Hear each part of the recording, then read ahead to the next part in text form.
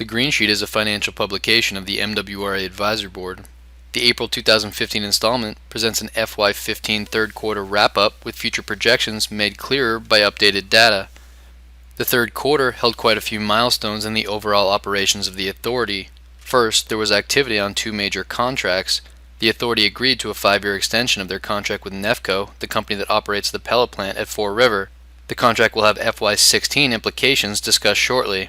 Another major contract is with HEEC for a cross-harbor electrical cable that powers Deer Island. Q3 was the final period to come to an agreement before the current contract expires, but no agreement was reached. Electricity will still be provided, but with no long-term agreement. Perhaps most important for ratepayers is the milestone reached by the Long-Term Rates Management Committee, agreeing on how to apply the release of reserves in a way that all but guarantees the "for no more" mantra created by the Advisory Board and embraced by the authority will come to fruition. More on this in a future Green Sheet. Finally, the pension liability as of the first day of Q3, January 1st, is expected to have reached virtual full funding when the actuarial study is finalized. Virtual full funding is considered between 95 and 105% funded. Let's look now at how these milestones impact the budget. Total operating costs through Q3 are at 73.5% of the total budget, a good place to be 3/4 of the way through the fiscal year. Personnel costs, the largest chunk of direct expenses, are in a good place due to vacancies, while other direct costs have come in low as well. Indirect costs hold the pension contribution, and we'll look at that in a minute.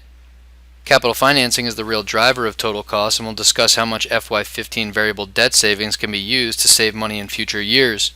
Let's just take a quick glance at the big hitters of personnel and other directs, and then go quickly through the indirect costs that hit milestones. For personnel, the Q3 outlook is generally positive due to retirement-related vacancies, but overtime through Q3 is already 95% expended. The obvious explanation is that this past winter had a little bit more snow, a little bit more than the all-time record.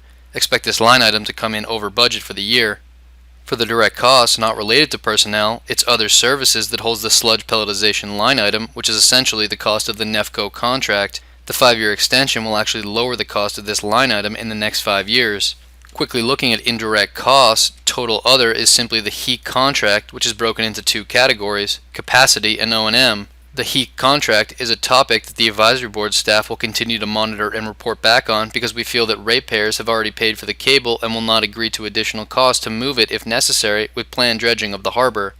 Finally, the pension expense will be diminished significantly in the future years now that virtual full funding is expected, but reel back in your excitement because the future holds another sizable liability known as other post-employment benefits. The good news is that the OPEB contributions will be less than previous pension contributions due to a liability that is significantly smaller. Finally, capital financing drives the total budget, and FY15 has followed the past few years in creating surplus through variable debt being lower than budgeted.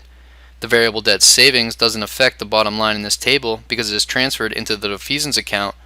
Through Q3, $12.3 million has been transferred into the account. That money will be used to offset future debt service and lower future rate assessments. Speaking of future debt service, the CIP, or Capital Improvement Program, is spending that is mainly borrowed for, so it generates debt service. This is historical capital spending from FY86 through FY14 with projections for the current fiscal year through FY18. In red, you see projections for the final FY15 CIP was projected at $138 million. The updated projection now shows $102 million for the same period, which equates to underspending of 26%. There are obviously two sides to this coin. One is that less capital spending means less debt service in future years, which is a positive. But on the other side, falling behind on capital projects can impact operations in future years. We've seen how a lack of reinvestment can impact other systems in Massachusetts. It's something Advisory Board staff continues to review. In summation, here are the takeaways from Q3 of FY15. Between variable debt savings and possible surplus, there will be over $20 million defeased, another step towards keeping rate increases sustainable and predictable.